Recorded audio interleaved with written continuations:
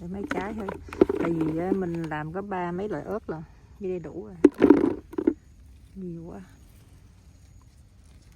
nhiều cũng ăn hết rồi. Đồ ở nhà khác ha, nhìn nó nhìn nó thảm thương, nó eo uột ha.